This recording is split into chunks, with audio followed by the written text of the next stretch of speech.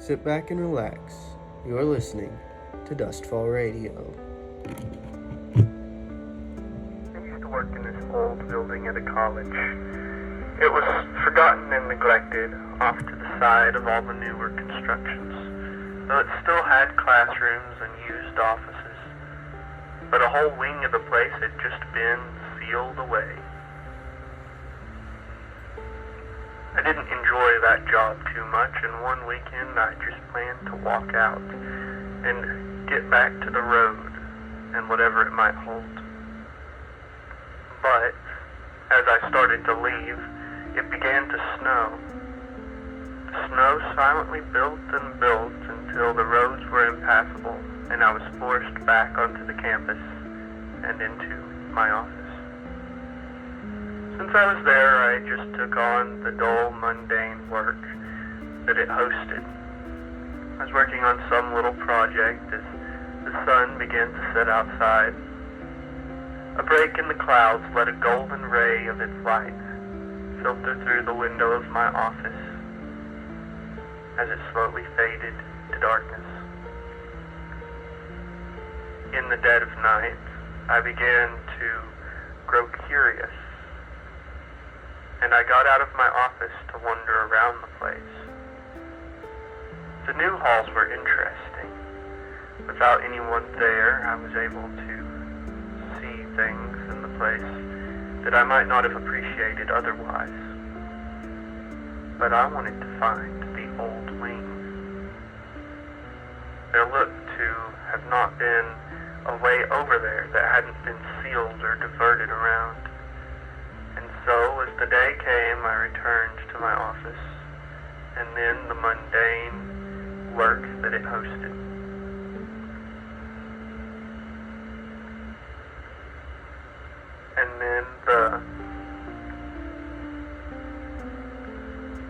And then the work of the day began to start.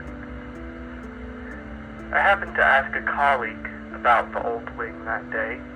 He had never found a way over there since it had been remodeled, but he did remember that used to hold an elegant and huge pool.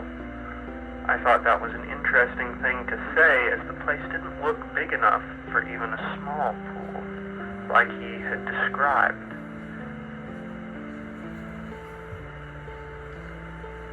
The place continued to interest me as the day drew on, and I became expectant of looking for it as night drew near.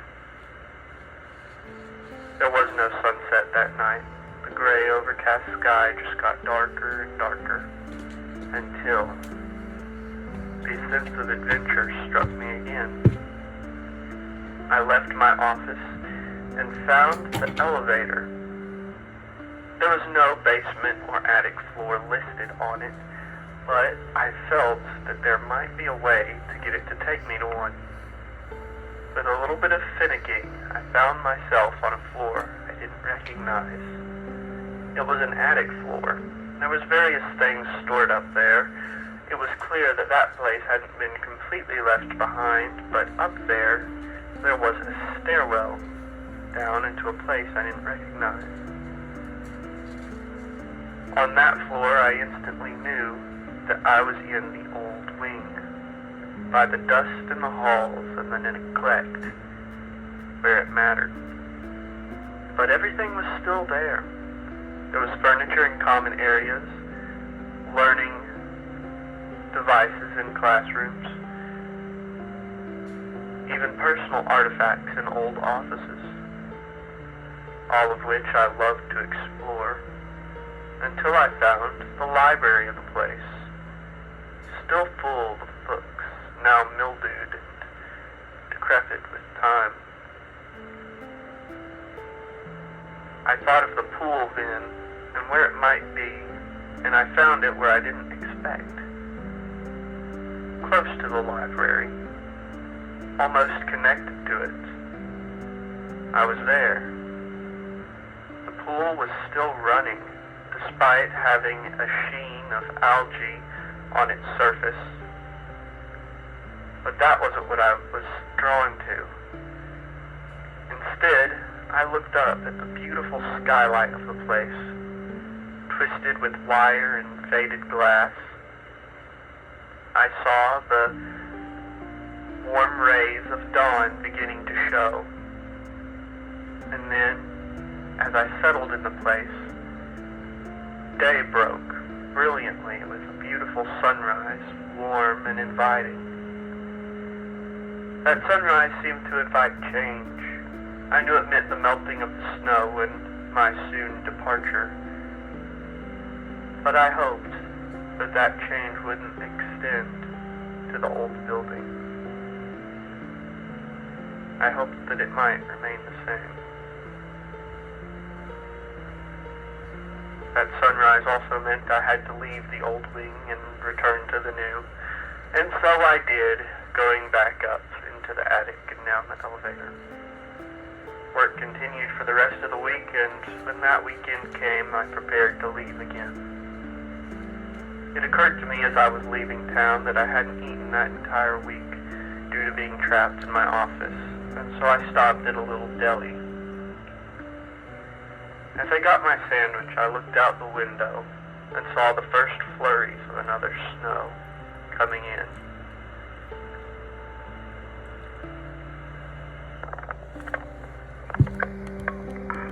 Ronit and I were driving around Kentucky when we found a mountain with a large tunnel going up the side.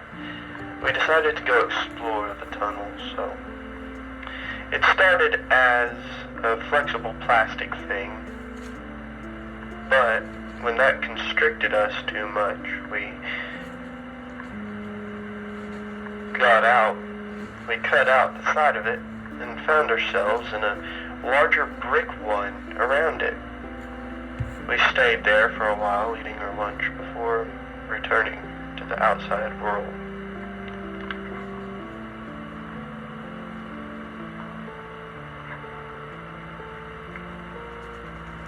As part of a job at the church, I had to cook for the youth group and clean the kitchen. Afterwards, the kitchen was grimy and dark and creepy. I looked at the unused side of the room one day to find a decaying animal head rotting in a pile of grime. I avoided that side of the room and left the kitchen as quickly as possible.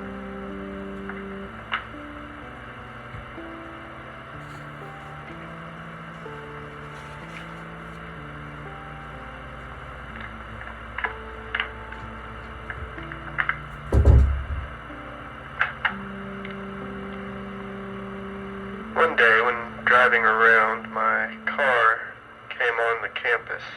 I drove it around and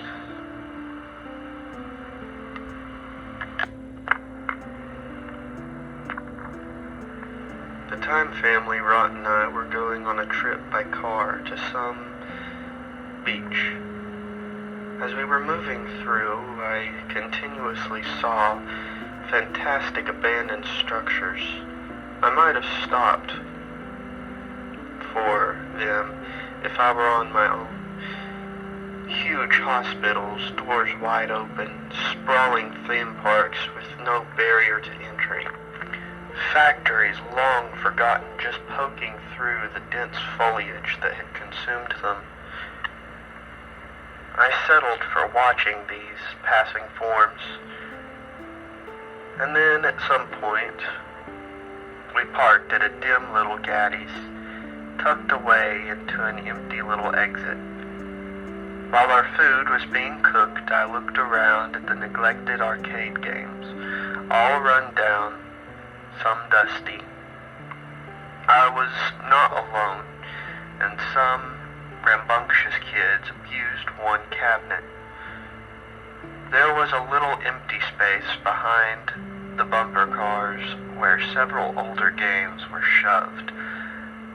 That was on the far side of the restaurant. When I looked away from them, I saw Rot on the other side, talking to some rough-looking guys.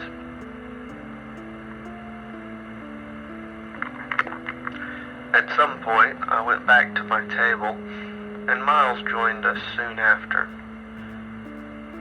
The pizza we ate was good. They also had some chicken wings that reminded me of those at maybe Gaddy's or Lee's, and then we were back on the road again. Though not for long, I remember the road going on a long descent and then rounding the corner, and then it appeared, a giant, sprawling, dilapidated mall on an exit all to itself.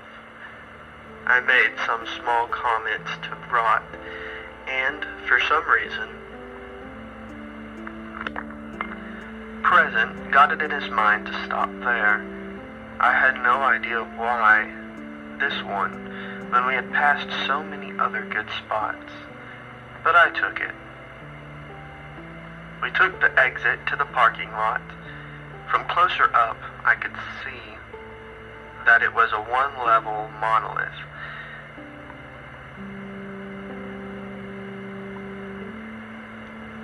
Unapologetically 70s, with geometric accents and faded colors of the era.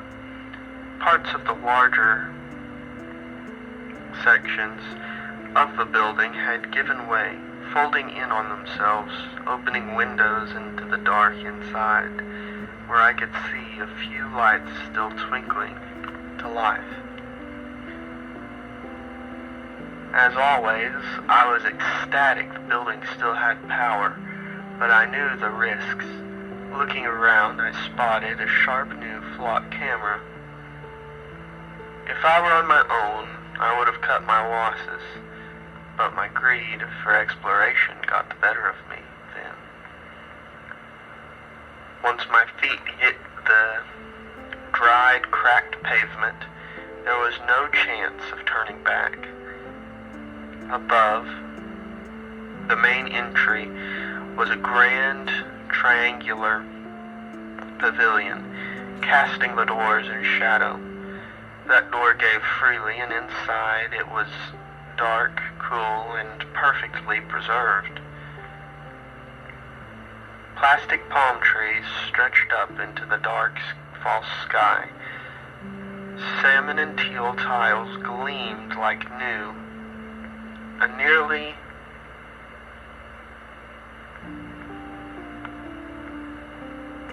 nearby movie theater still boasted gleaming red neon that cast the mall in crimson. Past the tinted glass of that theater, I could see arcade cabinets on the inside, still flickering with life. The first store we went in was some kind of electronics store. It had been vacated before closing, but there were still some old box TVs on the ground and some displays still set up. That was when I heard the distant sound which grew like a hiss from within the deepest depths of the mall. I wondered at first if it were some Leviathan AC clinging to life, pushing stale, dusty air back into the mall. But it grew, filling the cavernous halls in a roar. We all started running. In a flash, they were all around us. Zombies, I thought, at first. But when I got closer to one, I saw that it was just a person in makeup. We had crashed some kind of movie set, and we were running from zombie actors.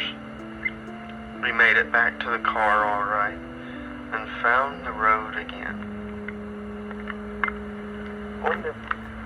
One day I went out driving. I drove for a whole day, far away from anything I had ever known. Eventually, I stopped to rest late in the evening at an abandoned gas station. I had to share this parking lot with bikers, and not particularly good ones, rough ones. I overheard them as they spoke about hiding a body, and they went in the gas station building. I fled without getting in my truck fully. I always thought I saw their headlights behind me on the road, but I kept going late into the night. Eventually, I came upon this big modern mall, not unlike Westtown. Inside the mall was strangely tarped off for some kind of event, though not a popular one. I thought to myself that someone I knew might have enjoyed it, but I had to remember that I left her behind too. In front of the tarps were tables of crystals and dream catchers, and tie-dyes behind the tarps. I saw that nearly every single store was closed and empty. There were practically no people in the mall. Even the workers were sparse. I just walked down deeper and deeper, surprised a little by the mall's staggering size. At one point, I came across a small wing of the mall that was not covered. I went down it and into some of its stores. I wondered at what the whole mall might look like. I turned to go even further into the mall, and at some point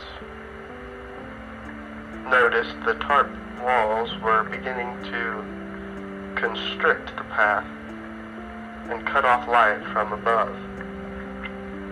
The tables had gone away, but there was an alcove in the tarp. Around this point for a small shop selling bones.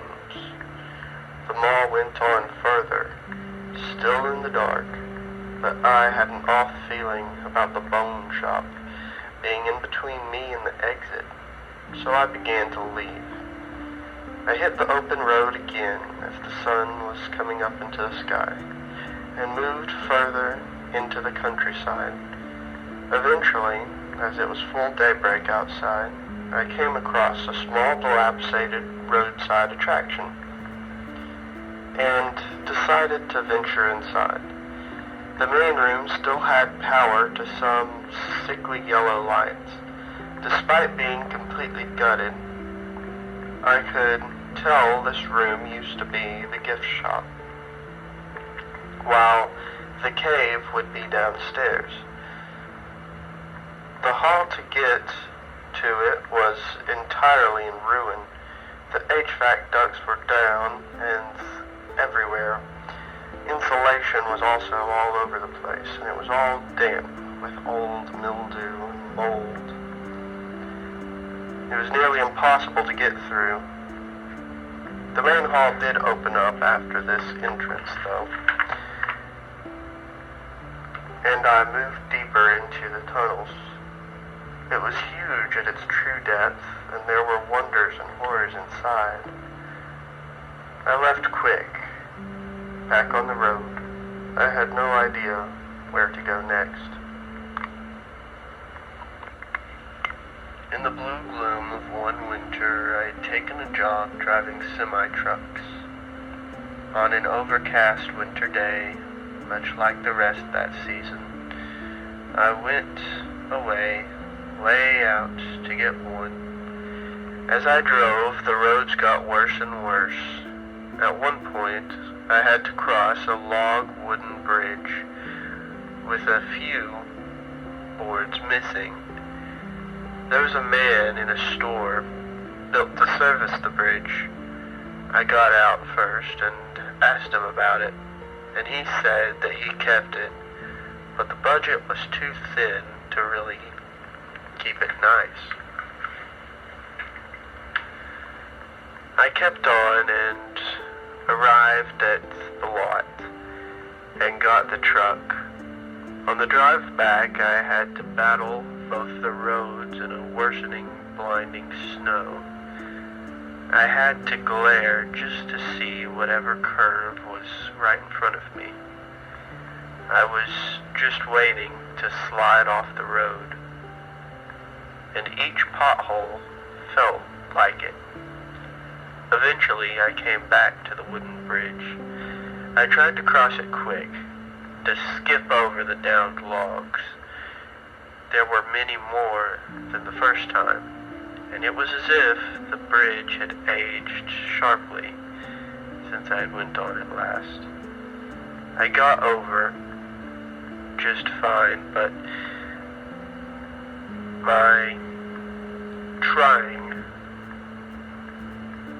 my trailer got hung on the last great hole.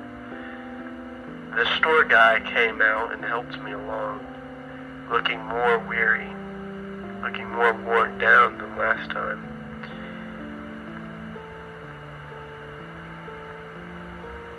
I broke another log on the way, but he waved me on. As I was leaving, I saw a car full of young people coming around, and I wondered how they would cross. I was staying in a rundown apartment with a few roommates at one point. I was standing outside in its parking lot one day when that roommate pulled up with a car full of people. They said they were going to go explore an abandoned museum near the place that was supposed to be torn down soon. We drove just far enough to see the outside. It was a huge dome-shaped building with two big apartment buildings on either side. We were going to explore, but the guy who owns the old car we were in got spooked. So we went back to the apartment and got my car. Only my roommate and one other guy returned with me. But we had, by then, decided to spend the night there.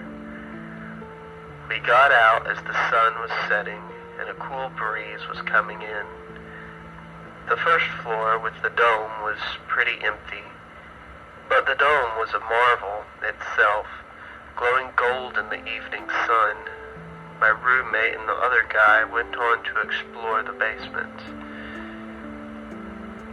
Below, while I set up our camping supplies, I wanted one of us to stay with the stuff, so I decided to hold off on exploring until they got back. When the sun finally set, I became aware of lights in the two buildings looming over the museum. They were pale in distance, flashing colors that moved silently. I got a really bad feeling looking at them. Eventually, Miles came back. He was excited about all the historical stuff in the basement, and he urged me to go. I was more than happy to, but first I showed him the lights. His mood suddenly changed, and he said that we had to leave then. He was going to go get his friend when the room suddenly came alive.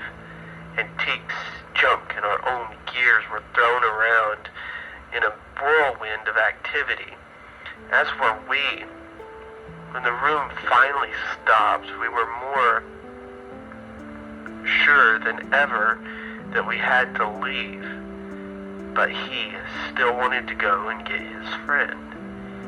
With nothing else to do, I packed up while he went to get him. In the basement, I waited by my car, still waiting, the ghostly lights, still watching the ghostly lights. When they all went dark, as bad as they made me feel, their absence was worse, but there was nothing I could do but wait. Eventually, the friend came out, but my roommate wasn't with him.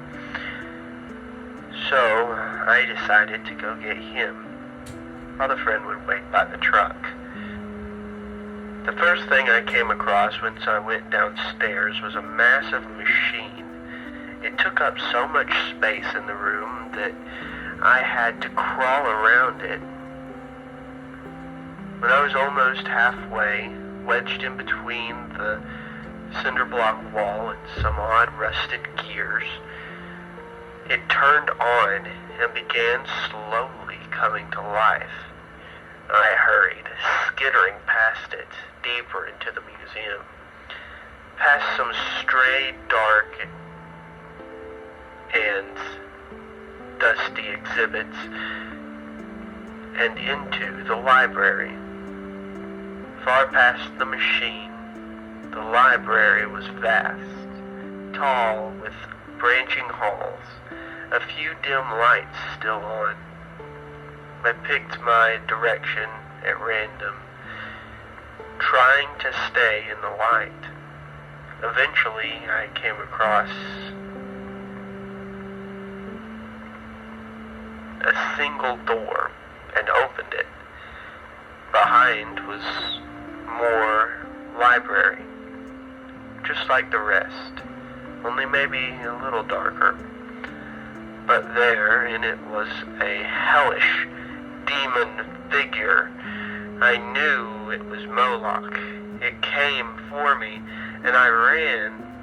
When I got to the machine again, it was thrashing wildly, throwing parts everywhere and swinging ways that it clearly hadn't been designed to.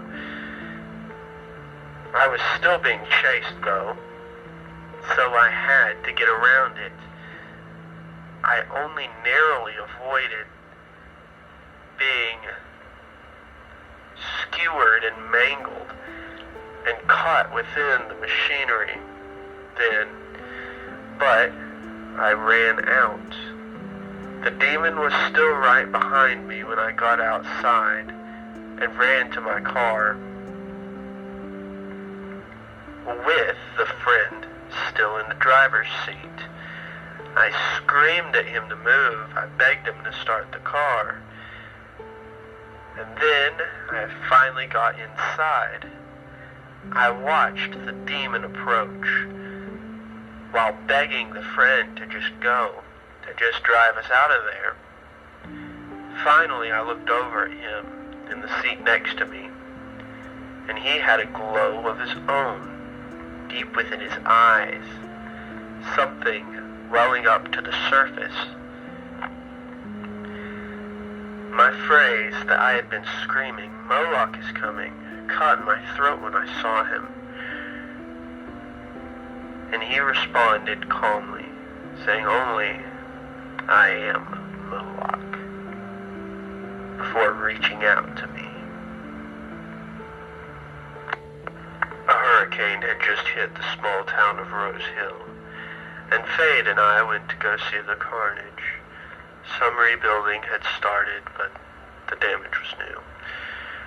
We tried to go look inside a storm-damaged store and house, but we were hurriedly shooed away as potential looters. We were walking down a fractured neighborhood when the thought occurred to me. The police and everyone else would be protecting the storm-damaged places, and no one would be looking after the already abandoned ones. So I told Fade, and she found some excitement in the prospect. I didn't know any of my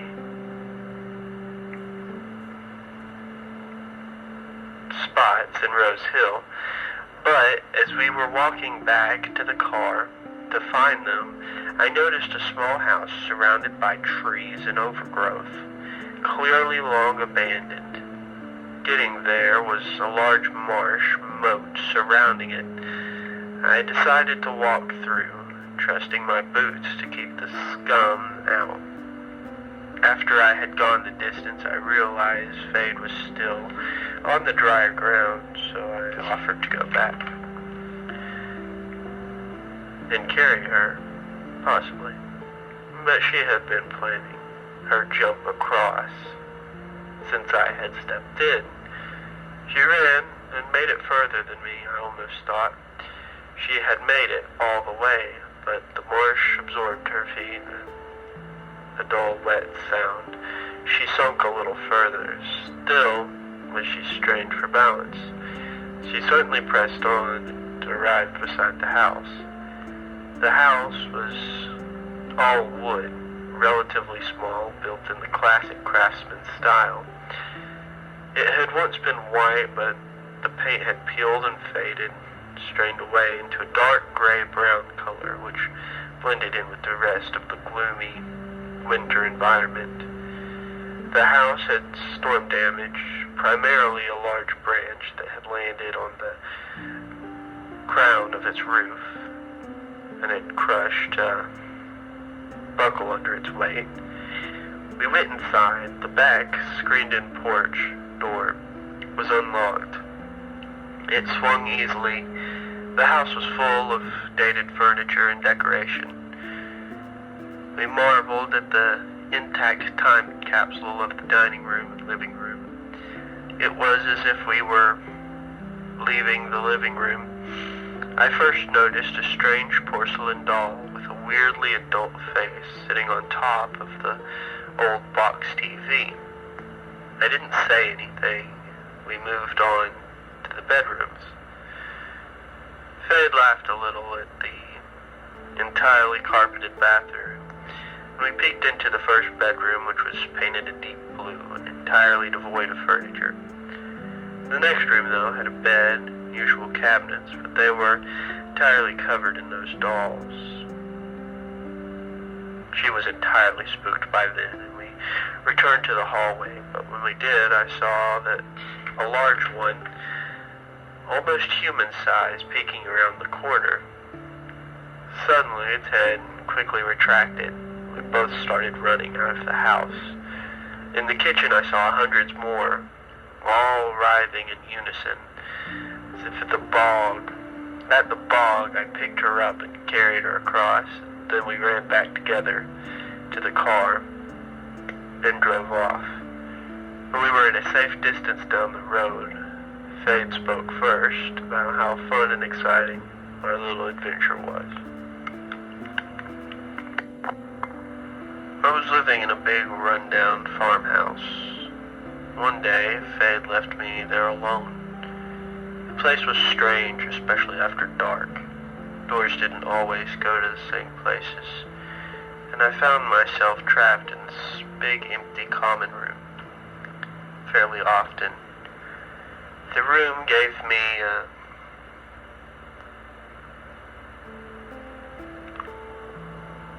feeling, and the walls seemed to squirm in front of my eyes, like they were alive. Eventually, I had to sleep in this room. When I woke up, I found myself in the dining room with the golden light streaming in through the lace curtains. There was a knock at my door. It was a police officer sent to check up on me. I told him I was looking forward to the adventure of being home alone. He understood, saying, "I know what you are thinking of.